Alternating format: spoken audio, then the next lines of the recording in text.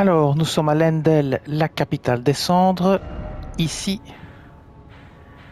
et on va aller affronter un boss qui se trouve là-bas tout au bout, près d'un escalier. Je vais vous montrer, vous allez par ici.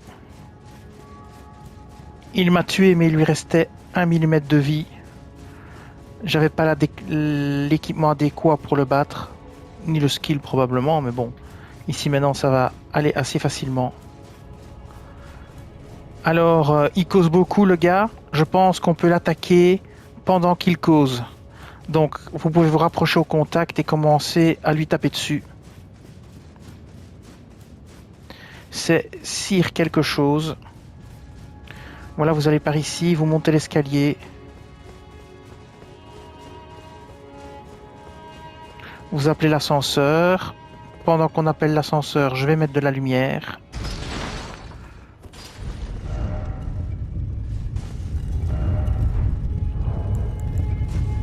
Voilà.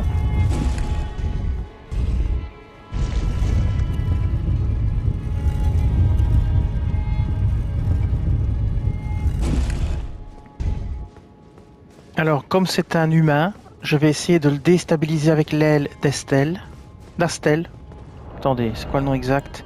L'aile d'Astel, plus 10. Voilà. Et je vais appeler ma larme imitatrice tout de suite. Alors, je vais vous montrer le build que j'ai utilisé pour vaincre et la technique que j'ai utilisée pour vaincre le boss. Alors, niveau équipement, j'ai le bâton de la reine semi-humaine plus 25, l'aile d'Astel plus 10 que j'ai pas utilisé, le bouclier en cuivre plus 25, la tenue complète de sentinelle de l'arbre avec l'arsenal de la grande jarre pour pouvoir porter cette armure et garder une bonne mobilité moyenne pour pouvoir faire des roulades.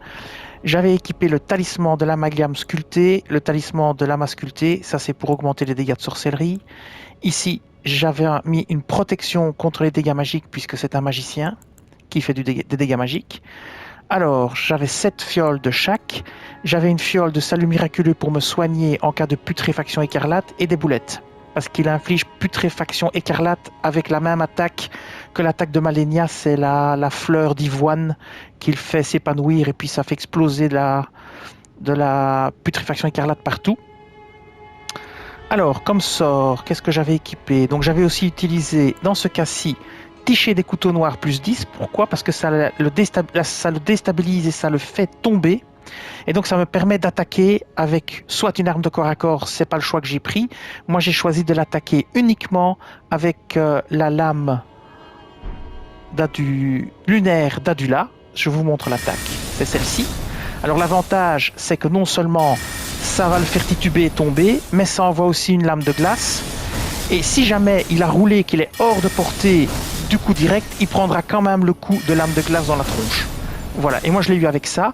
Ça déjà, ça le fait tituber. Ticher le fait tituber aussi, et donc on essaye de le garder le plus longtemps au sol pour vraiment le matraquer. Voilà. Et donc j'ai utilisé que ça, mais j'avais équipé d'autres sorts comme le domaine magique, la lune de Rani, le grand fragment, la comète, la rafale stellaire et l'invocation vindicative. Mais je n'ai utilisé que ça. Je l'ai vraiment matraqué avec cette attaque. Et voilà. Et bien voilà, ce sera tout pour cette vidéo. Je vous dis merci et à bientôt.